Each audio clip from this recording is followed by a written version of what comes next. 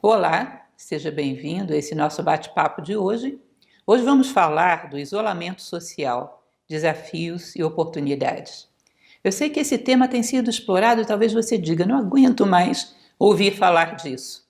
Mas sempre há aspectos que precisam ser melhor abordados. Sempre há reflexões que podem acrescentar. Existem frestas aí no meio desse assunto, que ainda não foram debatidas o suficiente. Uma coisa é muito preocupante e nós temos que estar atentos a ela. Recentemente eu lia num jornal a notícia de que os problemas psiquiátricos começam a se tornar tão ameaçadores quanto o próprio coronavírus. Ou seja, as pessoas estão se sentindo muito acuadas, muito estressadas, muito ansiosas e amedrontadas no seu ambiente de quarentena, nas suas residências, e isso começa a gerar consequências.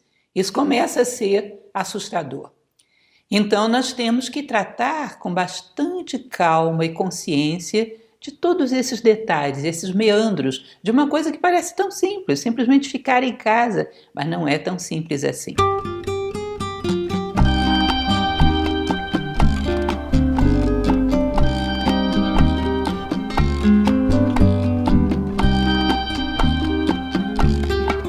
Vamos lá, vamos refletir um pouco sobre isso?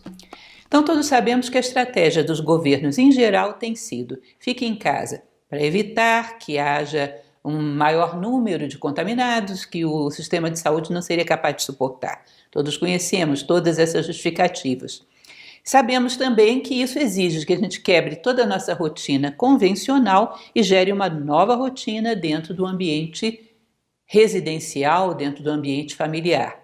Temos dificuldades para fazer isso. Que, em geral, a nossa rotina não foi criada por nós, ela está muito mecanizada, muito sem consciência, ela foi preenchida por necessidades do meio e fomos sendo arrastados. Temos muita dificuldade de tomar as rédeas da nossa vida e agora decidir. Meu dia a dia vai ser assim, porque eu quero. Se aprendermos isso, com certeza vai ser muito positivo, colocará muita consciência dentro da nossa vida. Então há que criar novas rotinas, senão ficamos perdidos aí no meio do caminho. Temos que ter também uma necessidade de uma organização mental e emocional, porque, em geral, não é o problema físico, não é o problema do espaço, é o problema das nossas formas mentais, muitas vezes alimentadas por um excesso de informações não muito saudável, as nossas emoções, os nossos medos, que descontrolam tudo e não deixam que a rotina física possa ser organizada. Talvez alguns de vocês já tenham ouvido falar de pessoas que fizeram experiências, por exemplo, de ficarem muito tempo, às vezes meses, trancadas dentro de uma caverna.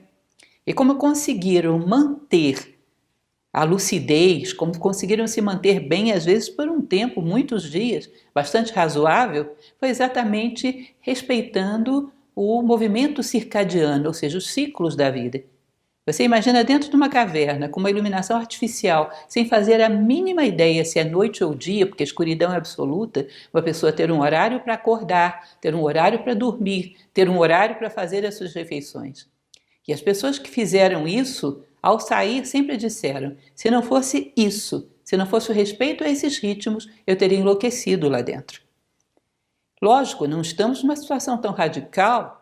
Temos contato com as pessoas através de meios de comunicação, às vezes estamos com familiares dentro de casa, mas a importância de manter uma rotina sadia, um ritmo circadiano muito bem colocado e ritmos de trabalho, uma série de ritmos de lazer, tudo isso dentro de casa é fundamental para que nós não cheguemos ao nosso limite emocional.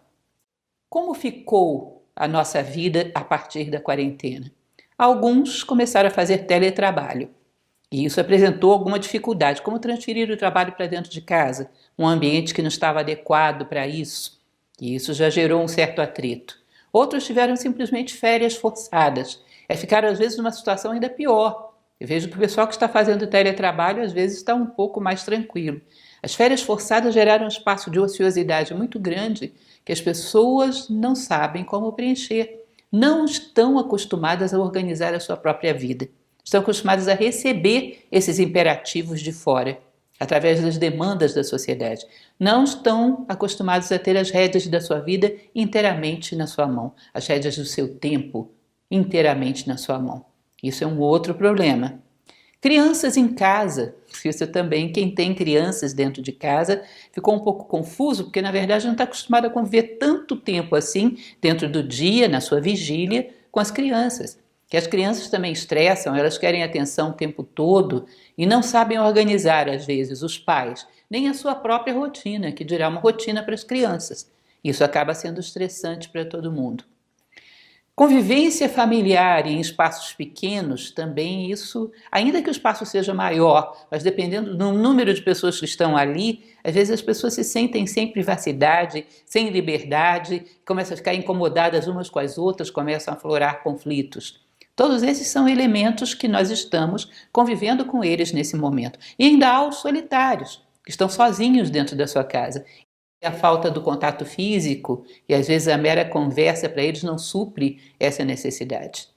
Esse tempo disponível não programado, há que programá-lo, há que saber organizar o seu tempo.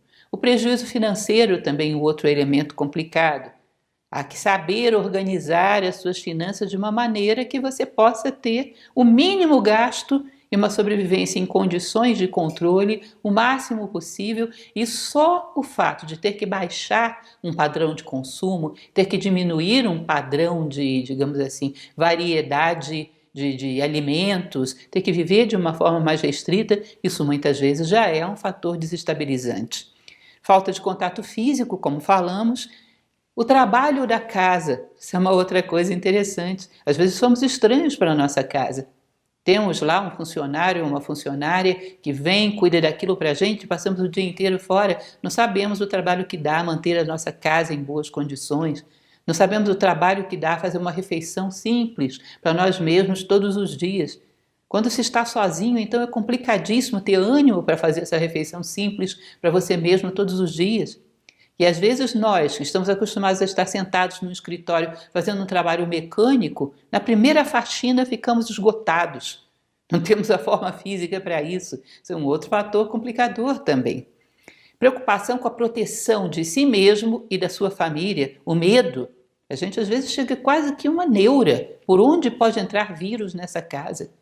E os filhos, e a esposa, o esposo, os pais, como eu vou proteger esse pessoal? A um tal ponto que às vezes isso pode gerar um aspecto muito preocupante de estresse psíquico. Consequências da mudança da rotina, como estamos em relação a isso? Em primeiro lugar, acontece muito, eu tenho visto uma queixa constante disso, a inércia, a letargia. Aquela falta de motivação para levantar da cama pela manhã. Os dias ficam todos iguais, não vale a pena, tem nada para ser feito. Principalmente quem está só, muitas vezes sofre disso fortemente. Às vezes em grupo, uns estimulamos aos outros, mas pode acontecer de todo mundo cair na mesma letargia também. Achar que a vida não vale a pena dessa forma, desanimar. E isso é um processo também bastante complicado. Medo de perda da saúde, da vida, medo de perda do padrão de vida, do emprego, sei lá. E esse medo constante. Vocês percebem que isso vai liberar em nós um hormônio, que é a adrenalina, que é um hormônio feito só para momentos de risco, para que você possa decidir como se proteger ou correr do perigo, isso despejado no seu corpo o tempo todo, por um tempo prolongado, é uma loucura os danos que pode gerar. Então, o medo prolongado é um fator de desgaste muito grande, inclusive da saúde física, debilita até a imunidade. A irritabilidade que vai dando, porque a gente começa a gerar uma expectativa que não é cumprida, uma ânsia de fim que não chega, isso pode nos deixar estressados, e a baixa tolerância com os problemas familiares, com os defeitos dos outros e às vezes até com seus próprios defeitos. O excesso de contato com o outro e até consigo mesmo, que você não está acostumado. Está acostumado a ser puxado para fora pelas circunstâncias à tua volta. Não está acostumado a estar com um contato tão íntimo e tão prolongado consigo mesmo. Essa falta de autoconhecimento, de autodomínio, nessa hora gera um efeito terrível de desgaste. Tristeza, depressão, angústia, estresse, ansiedade, sensação de perda de identidade. Me recordo muito de um conto de Machado de Assis. Amo Machado de Assis, vocês sabem disso. Esse conto se chama O Alferes. Era um jovem que foi para a casa da tia, ele tinha acabado de ser nomeado alferes, e aquilo para a família foi um motivo de grande júbilo, que é um jovem de família pobre. Ele vai para a casa da tia e a tia subitamente, morava numa região rural, subitamente tem que se retirar para atender uma filha doente e o larga sozinho dentro daquela fazenda. E ele começa a ficar meio desestruturado, meio desequilibrado, começa a ficar com medo e assustado, até que um dia ele encontra uma saída, pega a sua farda de alferes, veste toda e vai para frente do espelho e fica olhando para si próprio, fazendo poses, virando de um lado, de outro. E assim ele consegue se equilibrar. E nós vivemos um pouco essa sensação também de perda de identidade, porque a nossa identidade está calcada em papéis sociais e não em princípios e valores e uma identidade íntima que nada nem ninguém pode tirar de nós. Eu sou a pessoa do carro vermelho que para em tal vaga, trabalha em tal sala, tem tal cargo, tem tais subordinados, tem tais chefes. Eu sou a pessoa que vai ao teatro durante tantos dias do mês e as pessoas me veem lá, acham que eu sou culta. Eu sou esses papéis sociais. Você me tirou tudo, eu não sou ninguém. Você me tirou a minha farda de alferes. Quem sou eu sem ela? Isso também é uma consequência muito forte de falta de vida interior, que provoca uma grande desestrutura. Como nos posicionar? Que nós poderíamos refletir a partir de todos esses fatores? Nós trazemos aqui algumas sugestões importantes. O estoicismo, que é uma corrente filosófica que tanto temos falado, ele vai colocar uma dupla condição para que o homem não seja tão frágil e não se abale tão facilmente. O que depende de mim e o que não depende de mim. Todas as circunstâncias do mundo, todas as vontades alheias, todos os ciclos da natureza, nada disso depende de mim. Depende de mim a resposta que eu dou a essas coisas. E os estoicos aconselhavam que nada que não depende de você te afete, causando tristeza ou euforia. Que a fonte da tua alegria e da tua tristeza seja apenas aquilo que depende de você, ou seja, a forma como você responde às circunstâncias. Bom, a situação está tão dura, está tão difícil, mas eu tenho me saído bem. Eu tenho encontrado uma forma de respeitar a mim mesmo, de criar uma rotina sadia, tenho pensado nas pessoas, tenho tentado ajudar. Isso me deixa bem, porque tudo que dependia de mim está bem feito. Isso é alegria. Eu falhei naquilo que dependia de mim. Só daí deve vir a verdadeira tristeza. Eu tive êxito naquilo que dependia de mim. Só daí deve vir a verdadeira alegria e, consequentemente, a felicidade. Se pudéssemos entender e testar esse critério estoico, seria maravilhoso para esse momento. Não rejeitar a experiência que nos coube viver, sem pensar em muita teoria da conspiração, muita loucura, mas parece que o que acontece ao homem é aquilo que é próprio do homem, que a lei da necessidade atrai para nós experiências que necessitamos, nesse caso que a humanidade, por muito dura que seja, de alguma forma necessitou passar. Nada acontece ao homem que não seja próprio do homem, dizia o imperador estoico Marco Aurélio. Então, por alguma razão, nós necessitávamos passar por isso. De tal maneira que, se passarmos bem, se tirarmos disso todo o benefício que a experiência pode oferecer, não só chorarmos pelos prejuízos, mas recebermos de braços abertos os benefícios, talvez saiamos daqui para uma rotina de muito mais nível do que a anterior, estabelecida com mais consciência, de maneira mais humana. Ou seja, aceitar aprender com a situação, aceitar ver o lado positivo da situação. É muito interessante quando você lê um pouco do estoicismo, os estoicos tinham o hábito de olhar para as dificuldades e dizer: tudo no mundo é dual, você não é só essa máscara obscura, mostre-me a tua luz, descobre o teu mistério. Eu sei que você tem um lado luminoso. Tudo no mundo é dual. Mostre-me a tua luz. Imagina você se colocar diante das dificuldades com esse tipo de colocação. Você é dual, rapaz. Você não me engana. Você não pode ser o bicho-papão. Nada é 100% mal. Deixa cair essa máscara e mostra para mim a tua luz. Isso também é uma postura. Vocês percebem que isso vai construindo em nós uma postura psicológica totalmente diferente, muito mais sólida, muito mais capaz de enfrentar as adversidades. E olha, há que entender, as adversidades pequenas, médias e grandes fazem parte da vida. Saber que tudo passa, ou seja, que as coisas são transitórias. Existem muitas fábulas, contos orientais que falam sobre isso, sobre a transitoriedade das situações, tanto aquelas que trazem alegria quanto aquelas que trazem tristeza. E o mais importante é a consciência desperta que atravessou todas elas e aprendeu com todas, com aquilo que trouxe alegria e com aquilo que trouxe tristeza. Um dos atributos do ser humano é exatamente a capacidade de aprender até quando as coisas não dão certo, aprender até nos fracassos e não apenas no êxito. E isso vai fazendo com que nós sejamos tão capazes de consolidar um aprendizado, tão capazes de construir uma resposta adequada às coisas. Muitas vezes mais no plano físico do que no metafísico. Temos que transplantar isso de um plano para o outro. Soubemos irrigar desertos, drenar pântanos. Psicologicamente deveríamos ter essa prontidão, essa presteza e essa imaginação diante das nossas adversidades particulares e coletivas da humanidade, de nível psicológico, mental, físico, em todos os planos. Tendemos a reclamar sempre. Isso é uma outra coisa curiosa. Nós temos um hábito psicológico de nunca achar que o momento atual é perfeito. Você está no seu trabalho, nossa, como esse ar-condicionado está forte. Que insensatez deixar esse ar-condicionado. E olha o pó que esse ar-condicionado gera, isso me dá uma alergia terrível.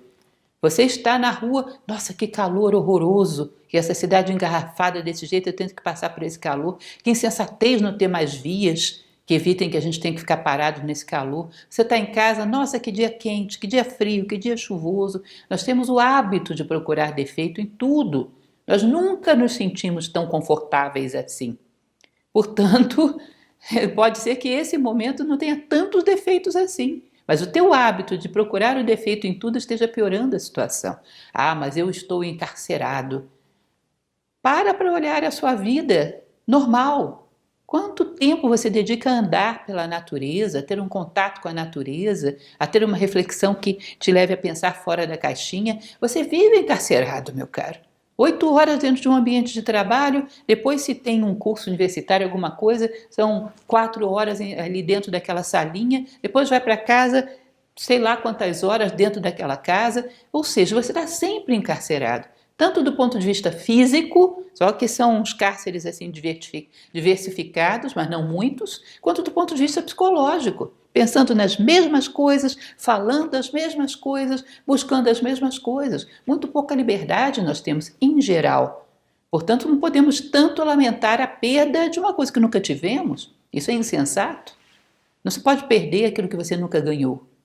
Ganhar a liberdade é bem diferente do sair da quarentena. A atitude de aprendizado, que é tão filosófica, faria com que qualquer circunstância te desse uma oportunidade de sair melhor do outro lado. E essa é muito especial, porque essa te dá a oportunidade de vida interior, te dá a oportunidade de se colocar como espectador da vida que você levava até aqui e olhar de fora e ver se isso tem algum sentido. Te dá a oportunidade de mergulhar dentro e, a partir da tua identidade mais profunda, dar uma verificada na sua vida e ver o que está sendo coerente, o que não está, o que está valendo a pena e o que não está. Ou seja, contraste gera consciência. Contraste entre a atividade e a quarentena pode trazer muita consciência de muita coisa, inclusive que você vem fugindo pela vida fora desse encontro consigo mesmo. E agora é forçado a ele, e talvez seja isso que mais incomoda. Bom, alguns conselhos básicos, simples. Você está em casa? Mantenha uma rotina. Uma rotina consciente, criada, atendendo a todas as suas necessidades.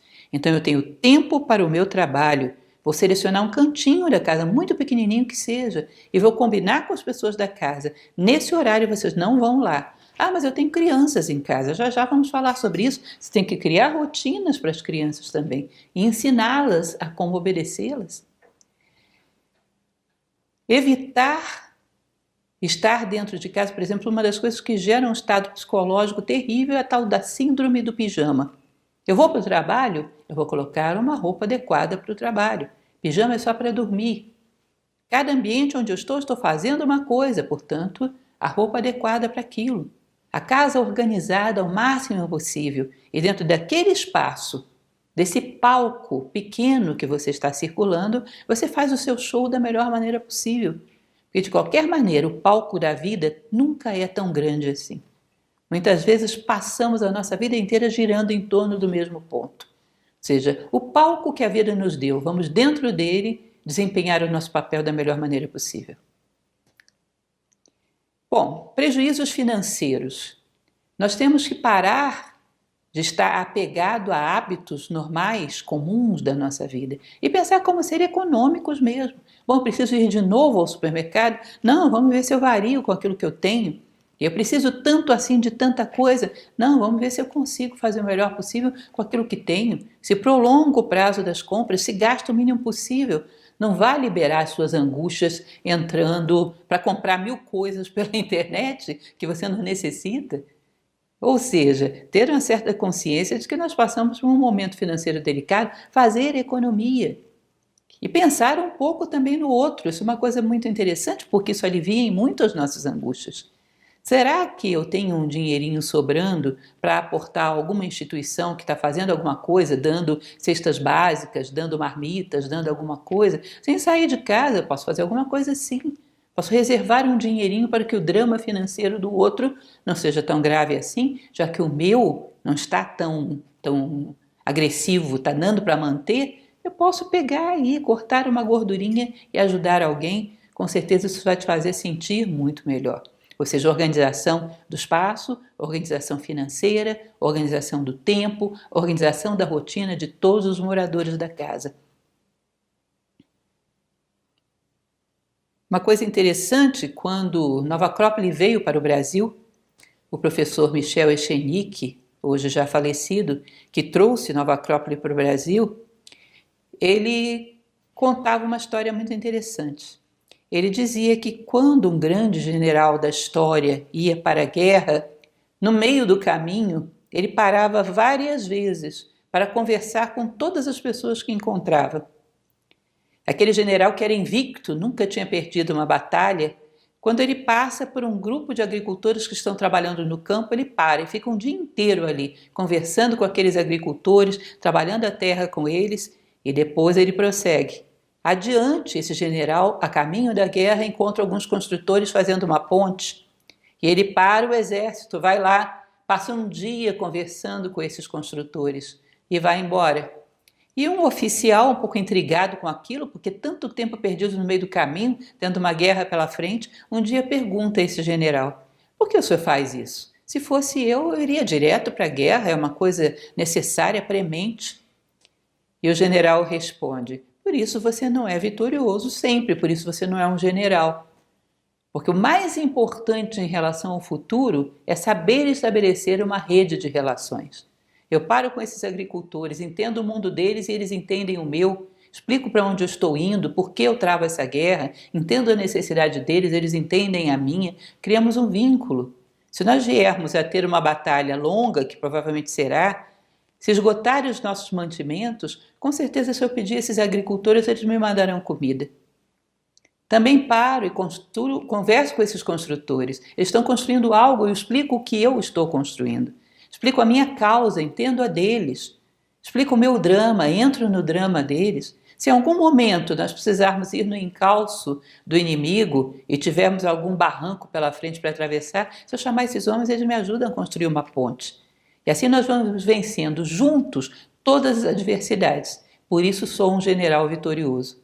O professor Michel gostava tanto de contar essa história, que eu não sei se real ou meramente um conto, mas eu acho tão interessante, porque nós temos uma guerra pela frente.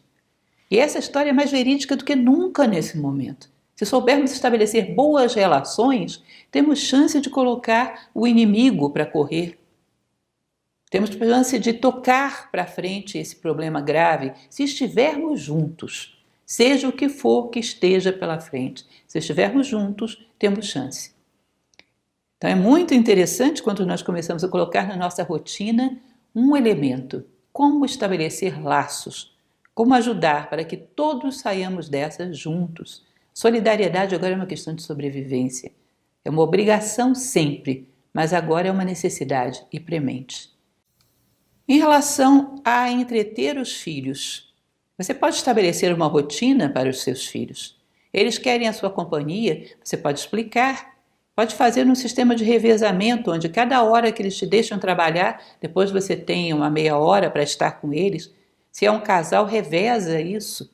E ensina eles, coloca tarefas e ensina eles a terem também uma disciplina. No meio disso, coloca também a brincadeira, coloca alguma coisa para eles fazerem, cria uma rotina para você e para eles e encaixe. Olha, 1 hora você me deixa trabalhar, depois disso, papai, mamãe tem um tempo para você. Você respeita o meu horário, eu respeito o de você. Ou seja, vamos ter uma meia hora, 1 hora brincando. Ah, mas isso não vai me deixar fazer nada durante o dia. Vai sim, o seu dia está longo. Você vai entremeando as necessidades deles com as suas e no final está todo mundo bem. Tem que entender que há necessidades além das suas dentro da casa. Como é que vamos ser solidários com os outros se não somos dentro de casa? Com os nossos próprios filhos? Eles também têm as suas necessidades, também estão estressados. Então, encaixar como os dentes de uma engrenagem as suas necessidades nas necessidades deles e ir alternando horários. Eles vão aprender que tem que respeitar a necessidade do outro para que a deles também seja respeitada. Isso é aprendizado, isso vai ser bom para eles. Conviver com as pessoas em casa.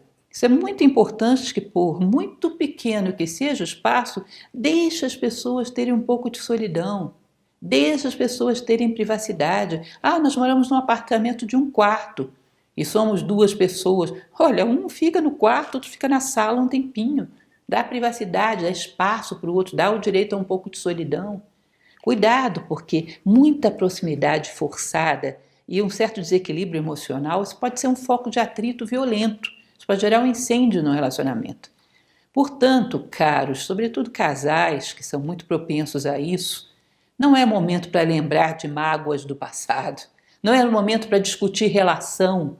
Não tornem as coisas mais complicadas. Nada que é conflitivo tem que entrar nesse bendito ambiente da quarentena. Isso é um laboratório onde nós estamos aí para dar o nosso melhor, para sairmos vitoriosos do outro lado. Então, não criem tensões desnecessárias. Ah, 2 anos atrás você fez tal coisa comigo. Não existe nada. Não traga conflitos, não traga mágoas, não traga cobranças, nem discussões de tipo nenhum para dentro de um ambiente que por si já é delicado. Deixe isso para lá, fora. Não é hora para isso. Esse acordo mútuo e consciente de todos os integrantes do grupo é muito importante. Outra coisa interessante para esse cenário atípico que estamos vivendo, aproveitar bem o meu tempo para também, entre as tarefas que eu tenho, pense bem, as tarefas são o trabalho, o teletrabalho, cuidar dos filhos, também uma faxina, não só a faxina diária, cotidiana, mas uma faxina mais profunda, fora e dentro. Isso também ajuda bastante. Sabe aquele armário de livros que você fica anos dizendo que um dia vai mexer ali? É ótimo que você faça isso agora. Que significa que essa quarentena te deu um avanço em relação a pontos que estavam travados, energias que estavam detidas, aquela limpeza no armário, aquela separação das roupas para doar, aquela limpeza dos livros, aquela separação dos livros para irem para uma biblioteca, vai fazendo uma organização mais minuciosa fora, porque isso automaticamente tende a gerar uma predisposição para que você faça a mesma faxina dentro. Comece a pegar as formas mentais, as posturas, as lembranças, os rancores. Comece a fazer um faxinão nisso, jogar tudo isso fora. É um momento muito adequado. Os romanos tinham um hábito que era chamado de lustral. A cada 5 anos, que era o período de um lustro, eles paravam tudo e limpavam profundamente aquelas coisas que não eram limpas cotidianamente. E faziam isso voluntariamente e era extremamente importante. Há muitos séculos que nós perdemos esse hábito, agora a lei da necessidade nos obriga. Então nós estamos fazendo um lustral forçado, um quarentenal. É muito bom fazermos isso. Pegamos aqueles detalhes que nós não olhamos para eles e que ficam aqueles pontos ali de coisa acumulada, de energia acumulada, de coisas sendo perdidas. Arrumarmos, darmos vazios, criarmos espaços, criarmos elementos que podem ser úteis para outras pessoas. Excelente momento para isso. Pense sobre isso. Não é à toa que os romanos faziam isso. Eles sabiam que um espaço mais leve fluía melhor a vida dentro dele. Um espaço de coisas amontoadas era um espaço de acúmulo de uma energia pesada, negativa, de desperdício, de desatenção. Esse cantinho da bagunça, quando existe fora, tende a existir dentro também. E eles levavam isso muito a sério. Não pode ter cantinho da bagunça dentro de nós. Porque quando temos um problema sério, esse cantinho da bagunça dá um golpe de estado e bagunça toda a nossa psique. Temos que ter luz, ar puro em todos os cômodos da nossa casa externa e interna. Atento aos sintomas de pânico. Aprenda a olhar mais para você mesmo, se observar. Bom, eu tenho o hábito de assistir esse noticiário todos os dias. Esse noticiário, como eu fico assim que eu desligo? Dá uma pulsação mais acelerada, fico mais irritadiço, baixo as minhas esperanças. Olha, talvez você possa se informar do fundamental de uma maneira mais amena, menos comentada, com menos imagem. Às vezes, sem imagem, se você lê um noticiário só pela internet, isso te choca menos. Você não precisa desse impacto emocional todo para ficar informado. Informado é saber números, descobertas positivas, sobretudo, o básico. Não vá atrás de coisas que vão te induzindo a um estado de pânico. O medo acumulado acaba gerando pânico, e pânico significa você perder as rédeas da sua psique. E isso é terrível, o que provoca em você mesmo e o que provoca no grupo no qual você está. Certo? E muitos grupos familiares hoje estão vivendo isso, tendo que lidar dentro de um ambiente restrito com um familiar que entrou em pânico. Começa a desenvolver sintomas que começam a ferir todo mundo. Além da quarentena, ainda temos que lidar com isso. Então, cuidado, auto-observe-se. Veja o efeito que as coisas estão produzindo em você. Isso, não assisto mais esse noticiário. Eles apelam demais, mostram imagens demais, e isso aí não me faz bem. Cuidado, usem de discernimento. Já houve uma época que a gente dizia, existem informações oficiais e existem informações que são fake. Essa fronteira já não existe muito clara hoje em dia. Fake está para todo canto. E só quem vai fazer essa separação é o teu bom senso, é o teu discernimento. Que você tem que saber isso através do efeito que provoca em você. Pelas vossas obras os conhecerei. Aprenda a ver aquilo que está te induzindo ao pânico e corte. Evitar a inércia, como nós já falamos. Existe, hoje é muito comum dentro da internet exercícios para você fazer em casa. É bom que dentro dessa nova rotina você tenha um tempinho para um exercício físico, é bem interessante. É bom você ter um exercício mental também. Lembra aquele hábito de leitura que a gente estava perdendo? Pegar um bom livro. Eu estou com uma dificuldade de concentração, muito tempo que eu não leio. Insiste. Lê uma página, amanhã você lê duas, depois de amanhã você lê três. Começa a retomar o hábito da leitura. Quem sabe você consegue readquirir isso? Nós estamos sendo invadidos por tanta coisa fácil, mastigada, essa explosão audiovisual à nossa volta. Perdemos o hábito da leitura. Volta a ler. Insiste, vai aos pouquinhos. Isso é uma ginástica mental também muito boa, muito saudável. Bons livros, evidentemente. Assim como você não se alimenta de qualquer coisa do plano físico, também não o faça no plano mental. Mesmo o filme que você assiste, que pode ser interessante, percebam, algo que é bom em situações normais não é indicado num momento como esse. Pode ser aquele filme maravilhoso, mas um filme onde tem pestes, guerras, termina todo mundo morto, para esse momento, não. Filmes que levem a uma reflexão, filmes que falem um pouco da beleza da vida, falem um pouco do ser humano, filmes que tenham conteúdo, mas nada que passe uma dramaticidade adicional àquela que a vida já está te dando. Portanto, até a seleção das coisas boas tem que ser feita. Informar-se o suficiente. Não tem necessidade de ficarmos acumulando tantos meandros e detalhes. Se nós não somos profissionais de saúde, o que precisamos saber? Houve uma descoberta de uma vacina? Houve uma comprovação de um medicamento eficaz? O número como é que está? Está estabilizando? E pronto! Detalhes de quem morreu, como morreu, por que não morreu, o que aconteceu. Chega! Isso não te beneficia em nada. O bem é aquilo que é necessário para que o homem se consolide na condição humana. Isso é platônico. Cuidado! Tem certas coisas que talvez fossem boas para a atualização de um profissional de saúde, para você são desnecessárias, são tóxicas, não fazem bem. Defina claramente qual é o tipo de informação que você quer ter e por quê. Por que a quer? Cuidado com a morbidez. Resumindo os conselhos que demos. Estar ativo física e mentalmente, um bom conselho aí também é aprender coisas novas. Existem pessoas na internet oferecendo de tudo e eu acho isso muito bonito. O cidadão sabe fazer crochê, está lá na internet ensinando o seu pontinho de crochê. O outro sabe fazer um bolo, está lá na internet ensinando a fazer bolo. E as pessoas às vezes menosprezam essas iniciativas, isso é lindo, É uma pessoa que está dentro de casa, não faz só o bolo para ela, está querendo ensinar para todo mundo, está pensando na angústia do outro. Aprenda alguma coisa nova, isso também é uma coisa muito boa. E se você sabe alguma coisa, ensine. Saiba lidar com as crianças. Respeite também o estresse e a quebra da rotina delas, como já falamos. Comunique-se com as pessoas queridas. Todo aquele que você desconfia que possa estar solitário, não possa estar muito bem, tem uma rotina de ligar para as mesmas pessoas e para algumas diferentes. Para amigos, para pessoas que você não vê há algum tempo. Como você está, fulano? Firme aí? Estou contigo. Aquela pessoa que há muito tempo você não fala. Entre na vida das pessoas para dar uma checada se elas estão todas bem, se estão precisando de ajuda.